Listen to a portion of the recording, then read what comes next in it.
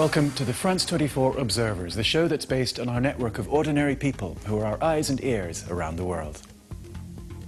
We begin today with politics in Ukraine.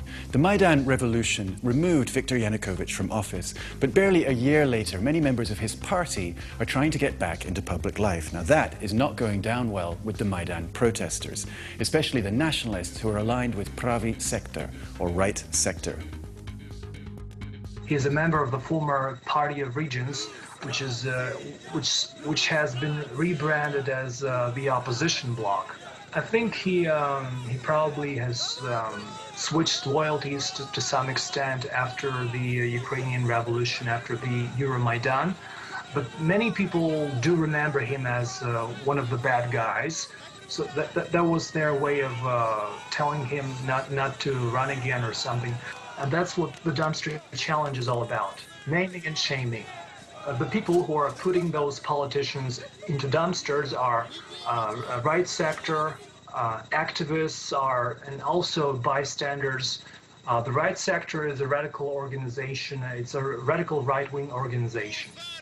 They are the leaders, but they are not the whole thing. The police, usually they are not willing to intervene because they fear that any violence that may ensue will be damaging to the local authorities, because if they pursue these activists, these right sector activists, and other people who carry out these dumpster challenges, they will lose support from the pro-Ukrainian part of the population. Of course, it's a slippery slope. At some point, it can, turn into some vendetta. So it's a desperate move. Now for what might be the world's longest-running environmental sit-in. It is happening in Morocco, high in the Atlas Mountains. Berber villagers who say a nearby silver mine doesn't provide enough jobs for locals, uses too much of their water, and contaminates the water it does use. They occupied a water facility on a hilltop, and more than 3 years later, they're still there. We went up to the top of Mount Alaban, to the site of the reservoir, the one that supplies water to the mine's processing centre. We closed the sluice gates, so the plant is no longer getting any water. We built shelters to house the people manning the protest. Young people joined it, and older people too. People have been manning the sit-in day and night since the 20th of August 2011. To fill up this reservoir, the mine used to pump water from the spring at the rate of 24 litres a second.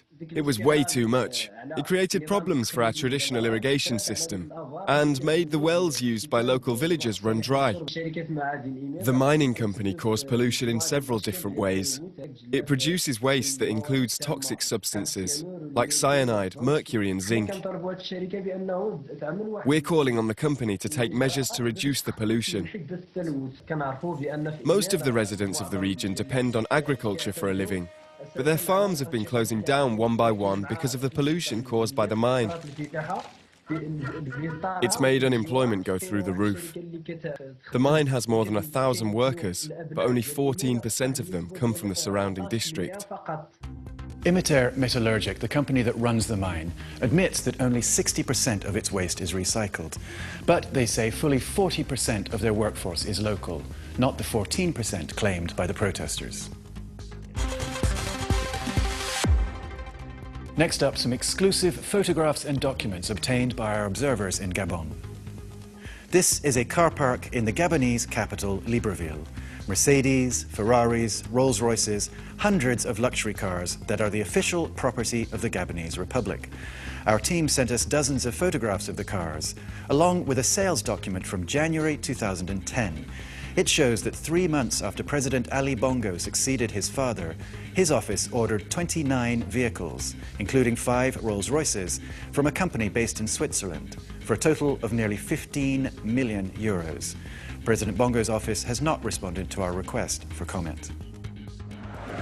Finally today, citizens taking things into their own hands. A group of young Indians were fed up with foreigners saying their country was dirty. So they created a Facebook page calling on their compatriots to clean up their own neighbourhoods. They wanted to set a good example, of course, so they got out spades and brooms themselves and set to work. Our observer Satish says that small local efforts can sometimes grow into a movement that can have a major effect on people's lives. That's it for this week. As always, you can find more reports from our observers on our website, on our Facebook and Twitter pages, and on our apps for mobile.